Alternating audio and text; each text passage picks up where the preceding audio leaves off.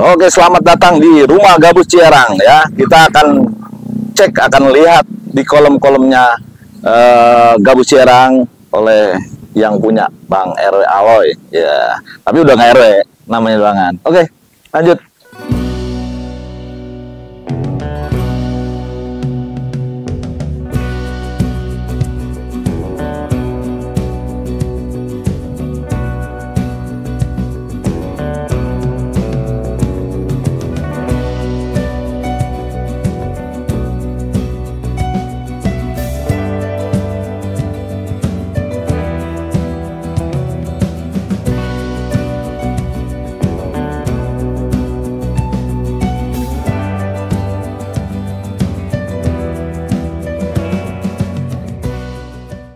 Pagi ini kita lagi di kolam ikan gabus ya, tapi jangan lupa sehat selalu buat kita. Hari ini jadwal nguras kolam ke-1, ke-2, ke-3 karena memang 2 minggu harus diganti kolam gabusnya. Ini gabus saya ya usia 4 bulan, menjelang 4 bulan ya. Dari usia 1 bulan kurang lebih 5-6 cm, sekarang sudah mendekati 20 cm bulan.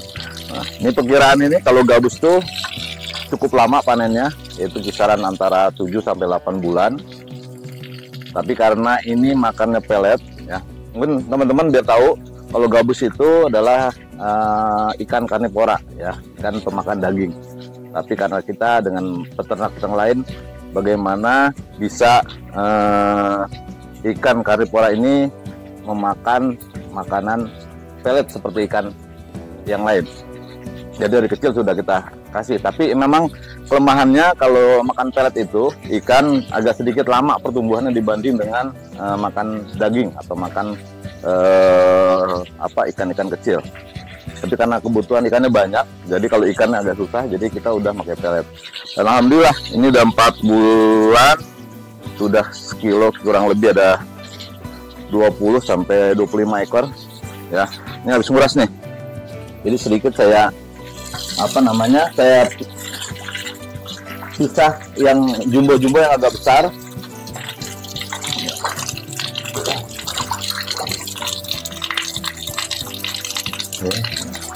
Ini ikannya, ini gabus Cana striata ya, gabus konsumsi.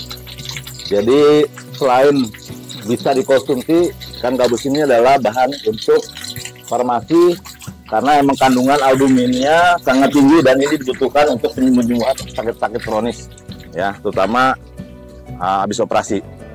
Jadi emang orientasi saya peternak gabus ini lebih kepada farmasi, kepada untuk kesehatan. Jadi untuk membuat minyak albumin yang sangat dibutuhkan oleh tubuh dalam recovery badannya habis operasi, habis sakit. Nah inilah nanti gabus ini akan diolah seperti itu ya. Oke, kita lanjutkan dengan nyortiran ya. Udah berapa yang saya sortir, nanti kita lihat sambil ngopi. Nah ini hasil sortiran. Jadi kalau ikan tuh pasti ada beberapa yang besarnya lebih dari yang lain. Dan ini harus dipisah.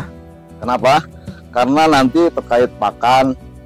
Karena hewan gabus ini atau Cana striata ini adalah ikan yang kanibal, ikan predator. Jadi yang kecil ini bisa dihajar, ya bisa dihajar. Jadi harus kita pisahkan. Dan hari ini sudah sebagian yang kita pisahkan. Makanya ini bahan untuk nanti jadi induk-indukan karena dia lebih cepat besarnya dibandingkan yang lain. Oke, ini kita coba pisah ke kolam kecil dulu.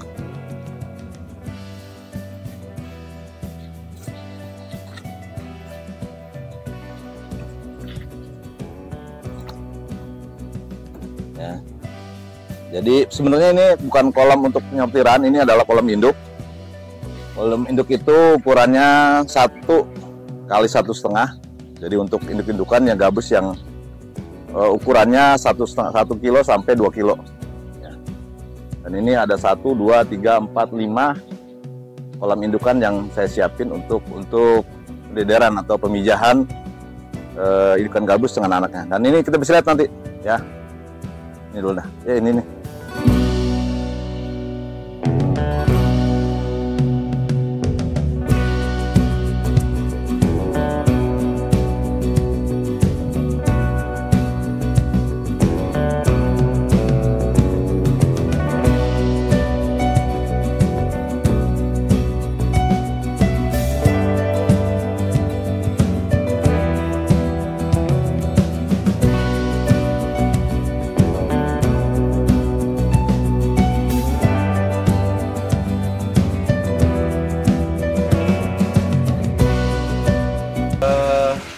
Ini burayak ikan gabus ya, hasil pemijahan kita dari satu indukan yang ukurannya di atas 1 kilo ya. Ini usia gabus itu usia kurang lebih 1 minggu, sudah 1 minggu, dan ini sudah alhamdulillah sudah besar. Ini kurang lebih kisaran 7.000 sampai 10.000 ekor burayak. Dan alhamdulillah sampai 7 hari ini aman sentosa. Karena makanannya ini, nah ini para penggiat peternak ikan gabus, kita sebelum peternak harus punya namanya kutu air. Karena selama kurang lebih 2 minggu sampai 3 minggu burayak ini kita kasih kutu air biar cepat pertumbuhannya. Ya ini masih dalam makan kutu air sampai dengan masuk, karena ini udah masuk minggu kedua, berarti nanti sekitar akhir bulan September ini harus diubah makanan menjadi cacing sutra. Cacing sutra itu kurang lebih 1 minggu lah, sampai dengan usia gabus itu kurang lebih 1 bulan. Nah kita ajarin dia makan pelet, makan nasinya ikan. Ya. Nah, nanti kita lihat sebelah, ini ada 2 kolam, ya, 2 kolam yang isinya anakan, jadi kurang lebih hampir 10.000 ekor. Nah yang di sana itu nanti ini anakan yang sudah 2 bulan. Jadi usianya sudah 2 bulan, itu kisaran 10 sampai 12 cm.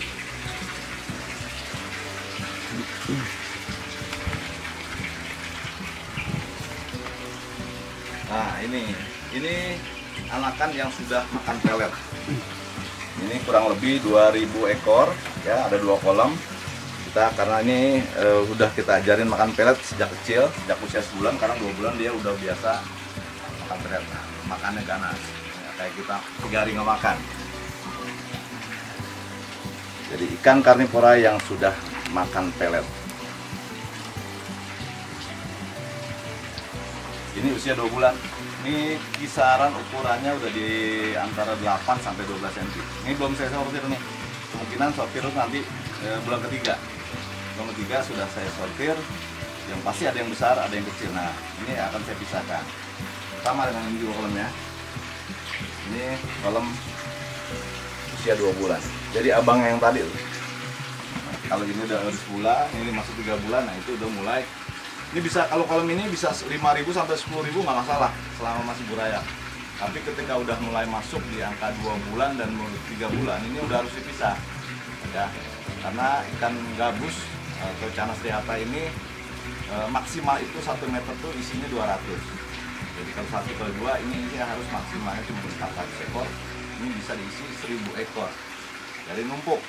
Kalau nggak sedikit paham bagaimana merawat anakan gabus, bisa mati terus tiap hari. Jadi belajar dulu di RAW Channel.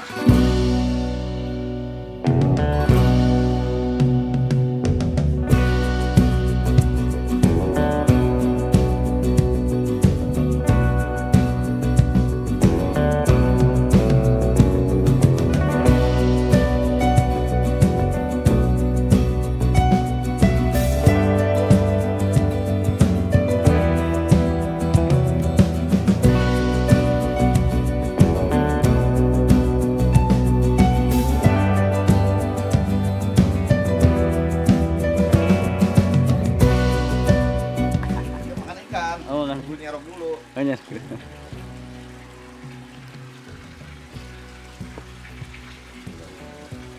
Oh, ini dimakan situ, Bang. Lele. Oh, lele. Ini kita mau masih makan indukan. Indukan gabus itu makannya nggak pelet, makannya kudu daging, ikan seger. Ya, selain ada usus ayam juga yang diolah, kemudian juga ada ikan lele. Saya biasanya pakai lele. Ya, seperti beranaknya. makanan yang bergizi, makanannya lele. Jadi selain gabus saya juga piara lele anakan untuk makan indukan.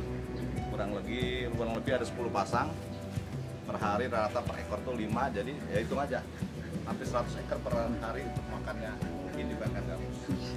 Ya. Kalah manusia. Per hari makan. Oh, lelenya lele kecil. Lele kecil, lele ukuran 5678. Jadi ini makanan buat khusus indukan.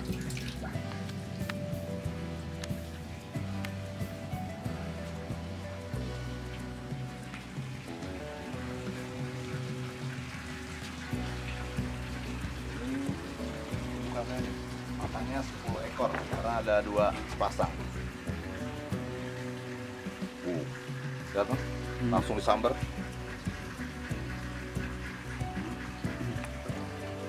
Eceng gondok katanya. Ini untuk jadi tiap indukan itu harus ada, walaupun dia sudah mau hamil, mau menelur atau mau bertelur, kalau belum ada pohon dia nggak mau bertelur. Jadi ada pohon eceng gondok. Nah, saya pakai apu-apu karena eceng gondok kayaknya nggak cocok. Ada berapa banyak yang mati, jadi sudah ada apu-apu. Alhamdulillah dia bertelur akan nempel. Nah tuh indukannya nongol tuh. Itu ukuran kurang lebih 1,2 sampai 1,5 kilo. Pasangannya harus seimbang beratnya. Ya, gabus ini punya ciri khas dia cintanya cuma satu. Jadi kalau sepasang udah sepasang, jadi nggak mau diganti dia. Kalau diganti pasti berantem dan salah satu pasti mati. Itu ikan gabus. Agak susah, makanya mahal indukannya karena tidak bisa dijodohkan, dia mencari jodohnya sendiri. Seperti Bang Mahfud, cari jodohnya sendiri. Gitu. Ya. Ya, kalau ini mulai keluar, snakehead.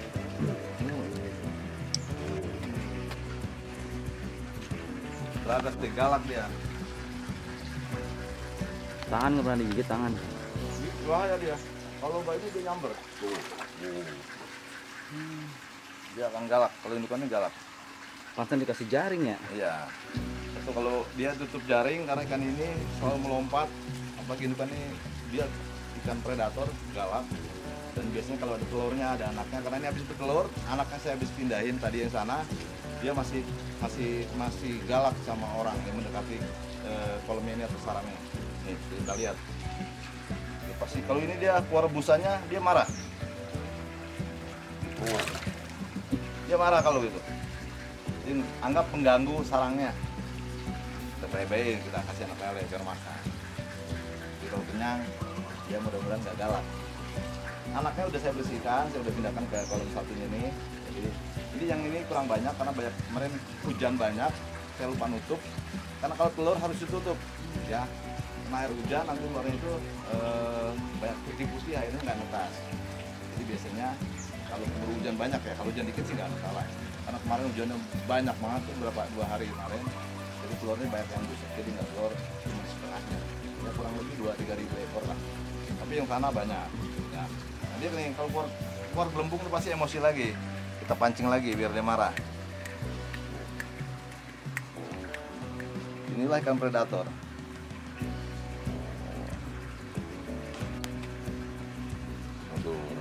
Ancang-ancang, biasanya kalau mundur dia ancang-ancang. Makanya anak-anak kecil nih jangan deket gabus. Nah, giginya nih tajam, biasa makan daging. Giginya 2, dia kayak seperti ikan yang lain.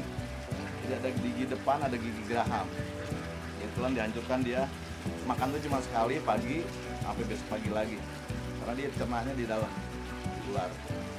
Beda melele. Kalau lele dimakan apa aja dimakan. Jadi dia bisa kekenyangan. Kalau dia enggak, dia kenyang selesai, nggak dimakan. Sisanya buat biarin aja itu. Ya, itulah indukan ikan gabus. Salam Albu.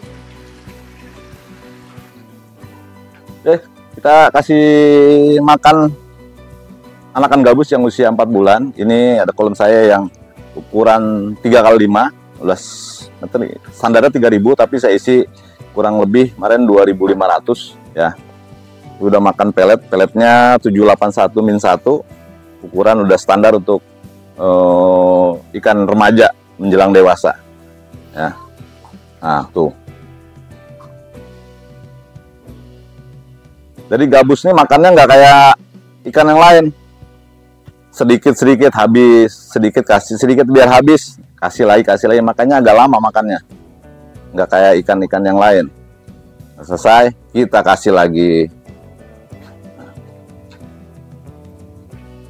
Insya Allah nih di bulan Desember, November, Desember udah bisa panen ya, ukuran sekilo 4-5, jadi udah bisa konsumsi, bisa dibikin gabus pucung, bisa dibikin pecak gabus, bisa dibikin minyak albumin.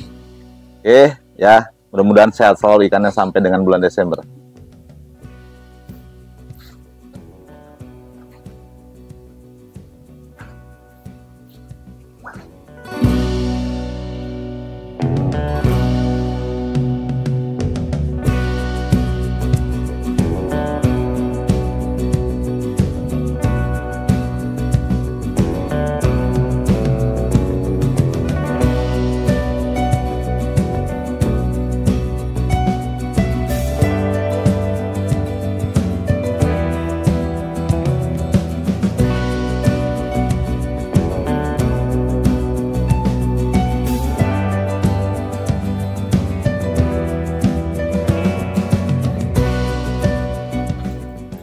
Dia kalau air bening, ikan sehat seger. Jadi si gabus tuh seneng air yang bening-bening. Makanya saya 2 minggu sekali untuk mengganti air, untuk menguras atau menyortir biasanya 2 minggu sekali. Karena apalagi kalau tebar padat ya, ini ukuran 2,5 kali 1,5 meter, ini harusnya kisaran di angka 500 ekor. Nah itu tebar padat. Peletnya yang nggak kemakan atau dari kotoran ikannya dia jadi amoniak. Jadi kalau hujan, kalau nggak kita antisipasi airnya, dia jadi amoniak dan ini ikan pasti gampang sakit ya, gampang sakit dan juga cepet dia menular. Kalau kena penyakit cepet menular. Kayak kuras, kita kasih antibiotik airnya biar ikannya juga sehat lagi. Nah ini ada namanya ruang perawatan nih, ikan-ikan yang kurang sehat. Nah, ini saya rawat di sini, ada kolam perawatan, kolam karantina. Ada berapa ekor yang luka, kemudian kena virus. Jadi saya simpen di dalam pengobatan. Ada pengobatan tradisional. Tradisional itu dari bahan-bahan yang ada di kita. Ada bahan kimia, ada dari untuk pengobatan. Jadi khusus. Tadinya ada sekitar 30. Tapi kemarin udah 20, udah sehat, udah saya kembalikan ke kolamnya, udah balik lagi. Nah tadi saya masukin lagi sekitar 4 ekor dari kolam yang ini nih. Jadi biar juga nggak menular yang lain dan dia bisa melakukan pengobatan sendiri dalam satu kolam. Biasanya sih 1 bulan udah normal lah. Karena ikan budidaya biasanya agak bandel, walaupun sakit ini dia biasanya udah biasa ini, walaupun itu bisa nggak mati, sehat. Cuman bagaimana virusnya itu nggak nular ke yang lain dan dia bisa sembuh, itu aja. Kalau sakitnya tuh kelihatan, jadi ada bintik merah di badannya, kemudian ada di belakang ekornya itu kelihatan dari kasat mata ya. Terus kemudian ikan juga biasanya makannya nggak segalak ikan-ikan yang sehat yang lain. Jadi biasanya dia luka, sisiknya itu kan sensitif, nah luka kemudian kena virus, nah dia jadi ngoreng dia. Nah biasanya nular kalau ikan yang lain kena luka yang lain itu cepat nular, tapi kalau kita pisahin, dia insya Allah nggak nular yang lain dan dia bisa merecovery dirinya sendiri. Iya, mengobati. Apa aja sih bahan-bahannya, gitu, bahan-bahan yang ada di sekitar sini. Kebetulan di sini banyak. Ini juga hasil belajar saya, yang mudah pengalaman saya juga bertanya dengan yang lebih paham. Alhamdulillah, sedikit-sedikit saya sudah tahu bagaimana gabus itu, penyebab gabus itu sakit, kemudian cara mengobatinya, atau ada cara pencegahannya sebelum dia sakit. Nah, itu yang nanti kalau peternak bisa belajar di sini, bisa belajar bareng sama kita. Oke. Nah, tadi kita udah lihat di kolam saya kita melakukan pergantian air ya, karena emang ikan gabus ini kuncinya di air dan pakan. Airnya harus kalau gabus budidaya itu airnya itu harus bersih ya, dia nggak suka air bau. Jadi kalau lele mau bau juga masih kuat, tapi kalau gabus nggak, kan dia walaupun ikan predator tapi agak cengeng dengan penyakit. Oke, jadi sebelum ini saya bercerita dulu ya, kenapa saya belajar budidaya ikan gabus atau Canas striata. Ini sebenarnya awal dari napak tilas saya. Napak tilas ya, dari Jawa Timur, kemudian Jogja ya, dari Mojokerto, kemudian ke Kulon Progo ya. Ternyata di sana gabus tuh sudah banyak dibudidayakan ya, dibudidayakan oleh masyarakat, dan harganya itu kalau gabus tuh mungkin paling tinggi kali ya, kalau ikan tawar itu, ikan air tawar ya. Kisaran di sini tuh 75.000 sampai 120.000 per kilo ya. Dan gabus itu semakin besar semakin laku. Beda sama ikan lele, kalau gede udah nggak laku, tapi kalau gabus semakin bagus untuk, apalagi kalau saya emang orientasinya kebetulan untuk farmasi ya, karena dalam skala besar. Kalau untuk konsumsi mungkin ya 2 kilo 3 kilo per hari, tapi untuk farmasi ini bisa kintalan kita dibutuhkan untuk dari peternak untuk diolah menjadi minyak albumin. Dan yang kedua, ini tantangan ya, karena saya lihat di kita khususnya di Depok, di Tapos ini belum ada orang yang membudidayakan ikan gabus ya, karena emang agak sulit ya, butuh ketelatenan, butuh ketekunan ya, butuh benar-benar kita mempelajari bagaimana karakter ikan gabus itu bisa dibudidayakan ya. Jadi ikan yang biasa hidup di danau, di sawah, di sungai dengan makanannya ikan, kita pindahkan ke kolam dengan makanannya pelet seperti ikan-ikan peliharaan yang lain. Nah, inilah menjadi tantangan saya, bisa nggak saya budidayakan ya. Kembali ke belakang, saya juga dulu pernah punya rumah makan ya, gabus pucung, karena saya senang makan gabus pucung ya.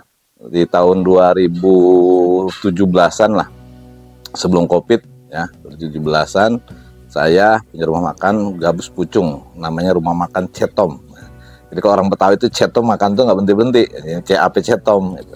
Nah, setelah saya banyak kerjaan akhirnya berhenti, dan sekarang saya mulai pembibitan ya, dari indukan, kemudian menelurkan, menetaskan, dan pembesaran, kemudian diolah bisa menjadi konsumsi makan, atau juga bisa menjadi farmasi di bidang pengobatan. Ini yang menjadi prospek ekonomi di wilayah kita. Dan saya lagi coba mengajak teman-teman yang senang berbudidaya ya, bisa kolam rumahan lah untuk standar, karena gabus ini potensi kedepannya sangat luar biasa ya. Dari situ kemudian saya pulang, saya beli kempo itu sejenis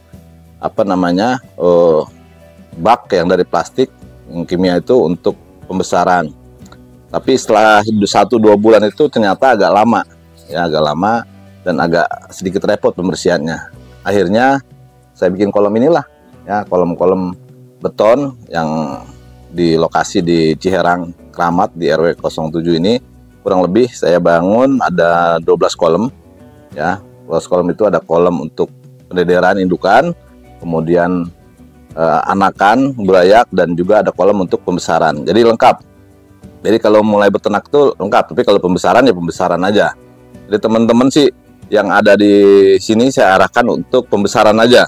Pembesaran karena lebih mudah ya, lebih mudah perawatannya, dan juga karena saya memberikan ini untuk saya akan beli kembali. Jadi nanti kali itu sudah besar, teman-teman yang melihara gabus saya beli lagi ya, dengan harga yang nanti kita kesepakatan, karena saya pun akan mengolah untuk menjadi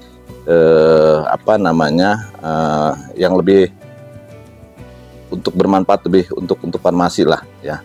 Jadi itu motivasi saya untuk di Tapos khususnya di Sukatani ini, bagaimana berbudaya dengan lahan yang tidak besar, kita bisa memelihara, membudidayakan ikan, khususnya ikan gabus yang memang sekarang sudah jarang.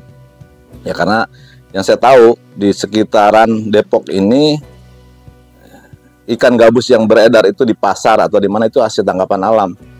Dan lama-lama mungkin akan habis ya. Di sini mungkin udah jarang.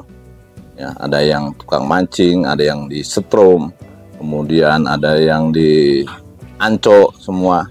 Akhirnya ikan-ikan alam sudah mulai jarang ya, agak susah untuk dicari. Tapi dengan adanya budidaya ini saya, masyarakat khususnya yang membutuhkan baik untuk konsumsi maupun untuk pengobatan bisa datang langsung ke kolam saya. Untuk harga murah lah dibandingkan dengan pasar-pasar ya. Jadi itulah saya mengajak teman-teman khususnya di Kecamatan Tapos itu ada KTNA ya, Pak Harjito. Beliau juga sudah kemari, sudah melihat dan sudah prospek yang kedepannya. Jadi kita dengan dinas terkait pun akan coba mengembangkan untuk khususnya di Kecamatan Tapos ini ya. Jadi petani-petani ikan padi yang panennya lama bisa sambilan di lokasinya bisa menaruh atau memelihara bibit ikan gabus atau Channa striata ini ya. Itu nanti kita bikin video lagi yang lebih detail bagaimana merawat burayak itu, makannya apa, kemudian cara menetaskan seperti apa, cara merawat induk seperti apa, nanti kita bahas lagi. Oke, itu aja dari saya, RW Aloy Channel. Terima kasih, semoga bermanfaat buat semua. Dari saya, Assalamualaikum warahmatullahi wabarakatuh.